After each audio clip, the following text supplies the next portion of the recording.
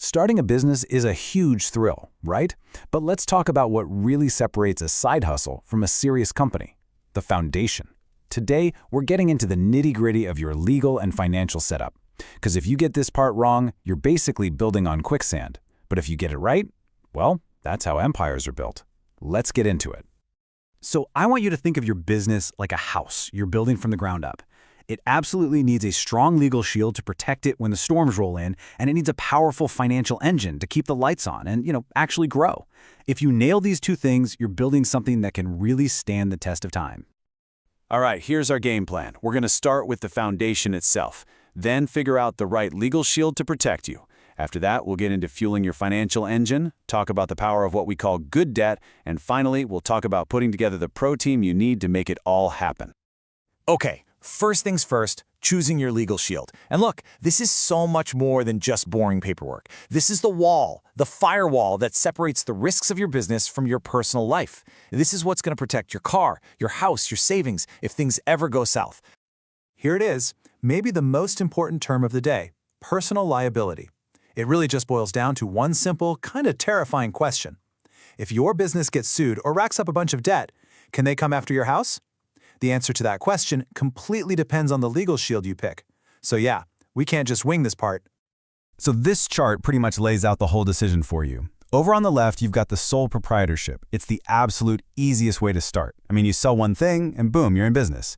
But, and this is a huge but, look at that top row under liability. You are personally on the hook for absolutely everything. Now, the LLC and the S-Corp, they give you that critical protection, but they do take a bit more work to set up and maintain. So that's the trade-off right there. You're trading simplicity for safety. And this quote just hits the nail on the head. As a sole proprietor, there is zero legal difference between you and your business. A business debt is your debt, period. It's the fastest way to get going, for sure, but it also leaves you completely and totally exposed. Okay, so the protective walls are up. Now it's time to fire up that engine. Let's talk about money, but probably not in the way you're used to hearing about it. So here's a huge mindset shift. We're all taught to be scared of debt, right? But in business, it's just not that simple. There's bad debt. That's when you borrow money for something that loses value, like a fancy car. But then there's good debt. And good debt is when you use borrowed money as a tool, as leverage, to buy something that's going to make you even more money. Let's really dig into this, because honestly, this idea is a total game changer. See, most of us think that business growth has to be this slow, painful process funded only by whatever we can save. But the businesses that grow the fastest, they know how to use other people's money to scale up. And you don't have to take my word for it. This quote from a Shark Tank investor says it all. You know what kills a hot, in-demand product? Running out of it. All the marketing in the world doesn't mean a thing if you've got nothing to sell. Having access to money for inventory is the jet fuel that lets you floor it when you've got a winner on your hands. So how does this actually work? Well, just look at the math. Let's say you can borrow money, even at what sounds like a scary high 20% interest rate. But what if you use that money to buy inventory for $10 that you absolutely know you can sell for $50? You just traded a 20% cost for a 500% return. That is an incredible trade. And that's how you scale a business fast, without waiting years to save up every penny yourself. Now, before you run out and apply for a loan, hold on. Here's the other side of the coin, the really critical advice from another shark, Damon John.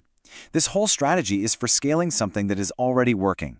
You use debt when you have proven, predictable sales. Using it to fund a wild guess or an unproven idea, that's just a gamble, and it is a super fast way to go broke.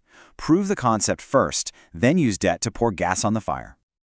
So, you've got your legal shield picked out, you understand how to fuel the financial engine, but here's the thing, you don't have to build this house by yourself. In fact, you'd be kind of crazy to try.